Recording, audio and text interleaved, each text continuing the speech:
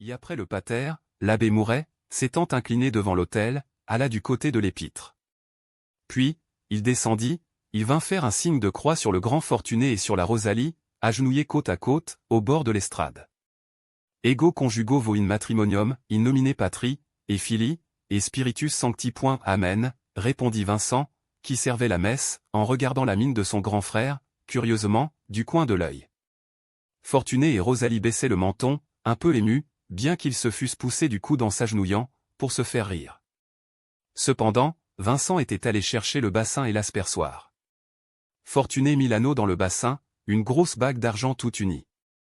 Quand le prêtre l'eut béni en l'aspergeant en forme de croix, il le rendit à Fortuné qui le passa à l'annulaire de Rosalie, dont la main restait verdie de taches d'herbe que le savon n'avait pu enlever. Il nominait Patri, et Filii, et Spiritus Sancti, murmura de nouveau l'abbé Mouret, en leur donnant une dernière bénédiction. Amen, répondit Vincent. Il était de grand matin. Le soleil n'entrait pas encore par les larges fenêtres de l'église. Au dehors, sur les branches du sorbier, dont la verdure semblait avoir enfoncé les vitres, on entendait le réveil bruyant des moineaux. La Teuse, qui n'avait pas eu le temps de faire le ménage du bon Dieu, époussetait les autels, se haussait sur sa bonne jambe pour essuyer les pieds du Christ barbouillé d'ocre et de laque, rangeait les chaises le plus discrètement possible, s'inclinant, se signant, se frappant la poitrine, suivant la messe, tout en ne perdant pas un seul coup de plumeau. Seule, au pied de la chaire, à quelques pas des époux, la mère Brichet assistait au mariage, elle priait d'une façon outrée, elle restait à genoux, avec un balbutiement si fort, que la nef était comme pleine d'un vol de mouches. Et, à l'autre bout, à côté du confessionnal, Catherine tenait sur ses bras un enfant au maillot, l'enfant s'étant mis à pleurer, elle avait dû tourner le dos à l'autel, le faisant sauter, l'amusant avec la corde de la cloche qui lui pendait juste sur le nez. Dominus vobiscum, dit le prêtre, se tournant, les mains élargies. Ecum spiritu tuo, répondit Vincent. À ce moment, 3 grandes filles entrèrent. Elles se poussaient, pour voir, sans oser pourtant trop avancer.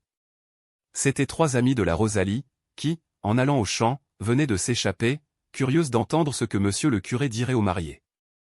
Elles avaient de gros ciseaux pendus à la ceinture. Elles finirent par se cacher derrière le baptistère, se pinçant, se tordant avec des déhanchements de grandes vauriennes, étouffant des rires dans leurs poings fermés. Ah bien, dit à demi-voix la rousse, une fille superbe, qui avait des cheveux et une peau de cuivre, on ne se battra pas à la sortie. Tiens. Le père Bambousse a raison, murmura Lisa, toute petite, toute noire, avec des yeux de flamme, quand on a des vignes, on les soigne. Puisque monsieur le curé a absolument voulu marier Rosalie, il peut bien la marier tout seul. L'autre, Babet, bossu, les os trop gros, ricanait. Il y a toujours la mère Brichet, dit-elle. Celle-là est dévote pour toute la famille. Entendez-vous comme elle ronfle? Ça va lui gagner sa journée. Elle sait ce qu'elle fait, allez. Elle joue de l'orgue, reprit la rousse. Et elles partirent de rire toutes les 3. La Teuse, de loin, les menaça de son plumeau. À l'autel, l'abbé Mouret communiait. Quand il alla du côté de l'épître se faire verser par Vincent, sur le pouce et sur l'index, le vin et l'eau de l'ablution, Lisa dit plus doucement, c'est bientôt fini. Il leur parlera tout à l'heure. Comme ça, fit remarquer la rousse, le grand Fortuné pourra encore aller à son champ, et la Rosalie n'aura pas perdu sa journée de vendange. C'est commode de se marier matin. Il a l'air bête, le grand Fortuné. Pardi. Murmura Babet, ça l'ennuie, ce garçon, de se tenir si longtemps sur les genoux. Bien sûr que ça ne lui était pas arrivé depuis sa première communion. Mais elles furent tout d'un coup distraites par le marmot que Catherine amusait. Il voulait la corde de la cloche, il tendait les mains, bleu de colère, s'étranglant à crier. Et le petit est là, dit la rousse. L'enfant pleurait plus haut, se débattait comme un diable. Mets-le sur le ventre, fais-le téter, souffla Babet à Catherine. Celle-ci, avec son effronterie de gueuse de 10 ans, leva la tête et se prit à rire. Ça ne m'amuse pas, dit-elle, en secouant l'enfant. Veux-tu te taire, petit cochon? Ma sœur me l'a lâché sur les genoux. Je crois bien, reprit méchamment Babet. Elle ne pouvait pas le donner à garder à monsieur le curé, peut-être. Cette fois, la rousse faillit tomber à la renverse, tant elle éclata. Elle se laissa aller contre le mur, les poings aux côtes, riant à se crever. Lisa s'était jetée contre elle, se soulageant mieux, en lui prenant aux épaules et aux reins des pincées de chair. Babet avait un rire de bossu, qui passait entre ses lèvres serrées avec un bruit de scie. Sans le petit, continua T.L., monsieur le curé perdait son eau bénite. Le père Bambou s'était décidé à marier Rosalie au fils Laurent, du quartier des Figuières. Oui, dit la Rousse, entre deux rires, savez-vous ce qu'il faisait, le père Bambous? Il jetait des mottes de terre dans le dos de Rosalie, pour empêcher le petit de venir. Il est joliment gros, tout de même, murmura Lisa. Les mottes lui ont profité. Du coup, elles se mordaient toutes trois, dans un accès d'hilarité folle, lorsque la teuse s'avança en boitant furieusement. Elle était allée prendre son balai derrière l'autel. Les trois grandes filles eurent peur, reculèrent, se tinrent sages. Coquine, bégaya la teuse. Vous venez encore dire vos saletés, ici. Tu n'as pas honte, toi, la Rousse. Ta place serait là-bas, à genoux devant l'autel, comme la Rosalie. Je vous jette dehors, entendez-vous? Si vous bougez. Les joues cuivrées de la Rousse eurent une légère rougeur, pendant que Babet lui regardait la taille, avec un ricanement. Et toi, continua la teuse en se tournant vers Catherine, veux-tu laisser cet enfant tranquille? Tu le pinces pour le faire crier. Ne dis pas non. Donne-le-moi. Elle le prit, le berça un instant, le posa sur une chaise, où il dormit, dans une paix de chérubin. L'église retomba au calme triste, que coupaient seuls les cris des moineaux, sur le sorbier. À l'autel, Vincent avait reporté le missel à droite, l'abbé Mouret venait de replier le corporal et de le glisser dans la bourse. Maintenant, il disait les dernières oraisons, avec un recueillement sévère, que n'avaient pu troubler ni les pleurs de l'enfant ni les rires des grandes filles. Il paraissait ne rien entendre, être tout au vœu qu'il adressait au ciel pour le bonheur du couple dont il avait béni l'union. Ce matin-là, le ciel restait gris d'une poussière de chaleur, qui noyait le soleil. Par les carreaux cassés, il n'entrait qu'une buée rousse, annonçant un jour d'orage. Le long des murs, les gravures violemment enluminées du chemin de la croix étalaient la brutalité assombrie de leurs taches jaunes, bleues et rouges. Au fond de la nef, les boiseries séchées de la tribune craquaient, tandis que les herbes du perron, devenues géantes, laissaient passer sous la grande porte de longues pailles mûres, peuplées de petites sauterelles brunes. L'horloge, dans sa caisse de bois, eut un arrachement de mécanique poitrinaire, comme pour s'éclaircir la voix, et sonna sourdement le coup de 6h30. It, missa et dit le prêtre, se tournant vers l'église. Deo gratia, répondit Vincent. Puis, après avoir baisé l'autel, l'abbé Mouret se tourna de nouveau, murmurant, au-dessus de la nuque inclinée des époux, la prière finale, Deus Abraham, Deus Isaac, et Deus Jacob vobiscum sit, sa voix se perdait dans une douceur monotone. Voilà, il va leur parler, souffla Babet à ses deux amis. Il est tout pâle, fit remarquer Lisa. Ce n'est pas comme monsieur Caffin dont la grosse figure semblait toujours rire. Ma petite sœur Rose m'a conté qu'elle n'ose rien lui dire, à confesse. N'importe, murmura la Rousse, il n'est pas vilain homme. La maladie l'a un peu vieilli, mais ça lui va bien. Il a des yeux plus grands, avec deux plis au coin de la bouche qui lui donnent l'air d'un homme. Avant sa fièvre, il était trop fille. Moi, je crois qu'il a un chagrin, reprit Babet. On dirait qu'il se mine. Son visage semble mort, mais ses yeux luisent, allez. Vous ne le voyez pas, lorsqu'il baisse lentement les paupières, comme pour éteindre ses yeux. La teuse agita son balai. Chut! Siffla T.L., si énergiquement, qu'un coup de vent parut s'être engouffré dans l'église. L'abbé Mouret s'était recueilli. Il commença à voix presque basse, « Mon cher frère, ma chère sœur, vous êtes unis en Jésus. L'institution du mariage est la figure de l'union sacrée de Jésus et de son Église. C'est un lien que rien ne peut rompre, que Dieu veut éternel, pour que l'homme ne sépare pas ce que le ciel a joint. En vous faisant l'os de vos os, Dieu vous a enseigné que vous avez le devoir de marcher côte à côte, comme un couple fidèle, selon les voies préparées par sa toute-puissance.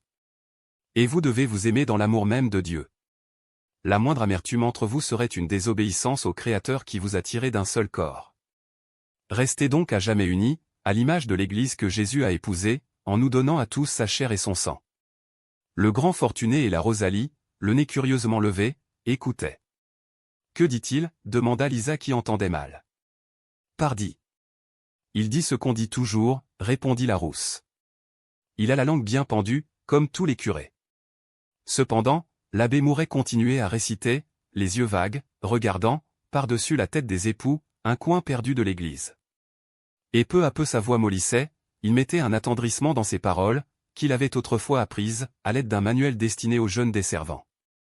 Il s'était légèrement tourné vers la Rosalie, il disait, ajoutant des phrases émues, lorsque la mémoire lui manquait, « Ma chère sœur, soyez soumise à votre mari, comme l'Église est soumise à Jésus. Rappelez-vous que vous devez tout quitter pour le suivre, en servante fidèle. Vous abandonnerez votre père et votre mère, vous vous attacherez à votre époux, vous lui obéirez, afin d'obéir à Dieu lui-même. Et votre joug sera un joug d'amour et de paix. Soyez son repos, sa félicité, le parfum de ses bonnes œuvres, le salut de ses heures de défaillance. Qu'il vous trouve sans cesse à son côté, ainsi qu'une grâce. Qu'il n'ait qu'à étendre la main pour rencontrer la vôtre. C'est ainsi que vous marcherez tous les deux, sans jamais vous égarer, et que vous rencontrerez le bonheur dans l'accomplissement des lois divines. Oh! Ma chère sœur, ma chère fille, votre humilité est toute pleine de fruits suaves, elle fera pousser chez vous les vertus domestiques, les joies du foyer, les prospérités des familles pieuses. Ayez pour votre mari les tendresses de Rachel, ayez la sagesse de Rebecca, la longue fidélité de Sarah. Dites-vous qu'une vie pure mène à tous les biens. Demandez à Dieu chaque matin la force de vivre en femme qui respecte ses devoirs, car la punition serait terrible, vous perdriez votre amour. Oh! Vivre sans amour, arracher la chair de sa chair, n'être plus à celui qui est la moitié de vous-même, agoniser loin de ce qu'on a aimé. Vous tendriez les bras, et il se détournerait de vous. Vous chercheriez vos joies, et vous ne trouveriez que de la honte au fond de votre cœur. Entendez-moi, ma fille, c'est en vous, dans la soumission, dans la pureté, dans l'amour, que Dieu a mis la force de votre union. À ce moment, il y eut un rire, à l'autre bout de l'église. L'enfant venait de se réveiller sur la chaise où l'avait couché la teuse. Mais il n'était plus méchant, il riait tout seul, ayant enfoncé son maillot, laissant passer des petits pieds roses qu'il agitait en l'air. Et c'étaient ces petits pieds qui le faisaient rire. Rosalie, que l'allocution du prêtre ennuyait, tourna vivement la tête, souriant à l'enfant. Mais quand elle le vit gigotant sur la chaise, elle eut peur, elle jeta un regard terrible à Catherine. « Va, tu peux me regarder, » murmura celle-ci. « Je ne le reprends pas. » Pour qu'il crie encore. Et elle alla, sous la tribune, guetter un trou de fourmis, dans l'encoignure cassée d'une dalle. Monsieur Caffin n'en racontait pas tant, dit la rousse. Lorsqu'il a marié la belle Miette, il ne lui a donné que 2 tapes sur la joue, en lui disant d'être sage. Mon cher frère, reprit l'abbé Mouret, à demi tourné vers le grand fortuné, c'est Dieu qui vous accorde aujourd'hui une compagne, car il n'a pas voulu que l'homme vécût solitaire. Mais, s'il a décidé qu'elle serait votre servante, il exige de vous que vous soyez un maître plein de douceur et d'affection. Vous l'aimerez, parce qu'elle est votre chair elle-même, votre sang et vos os. Vous la protégerez, parce que Dieu ne vous a donné vos bras forts que pour les étendre au-dessus de sa tête, aux heures de danger. Rappelez-vous qu'elle vous est confiée, elle est la soumission et la faiblesse dont vous ne sauriez abuser sans crime. Oh! Mon cher frère, quelle fierté heureuse doit être la vôtre. Désormais, vous ne vivrez plus dans l'égoïsme de la solitude. À toute heure, vous aurez un devoir adorable. Rien n'est meilleur que d'aimer, si ce n'est de protéger ceux qu'on aime. Votre cœur s'y élargira, vos forces d'homme s'y centupleront. Oh! Être un soutien, recevoir une tendresse en garde, voir une enfance anéantir en vous, en disant « Prends-moi, fais de moi ce qu'il te plaira, j'ai confiance dans ta loyauté. » Et que vous soyez damné, si vous la délaissiez jamais. Ce serait le plus lâche abandon que Dieu eût à punir. Dès qu'elle s'est donnée, elle est vôtre, pour toujours. Emportez-la plutôt entre vos bras, ne la posez à terre que lorsqu'elle devra y être en sûreté. Quittez tout, mon cher frère. L'abbé Mouret, la voix profondément altérée, ne fit plus entendre qu'un murmure indistinct. Il avait baissé complètement les paupières, la figure toute blanche, parlant avec une émotion si douloureuse, que le grand fortuné lui-même pleurait, sans comprendre. Il n'est pas encore remis, dit Lisa. Il a tort de se fatiguer. Tiens. Fortuné qui pleure.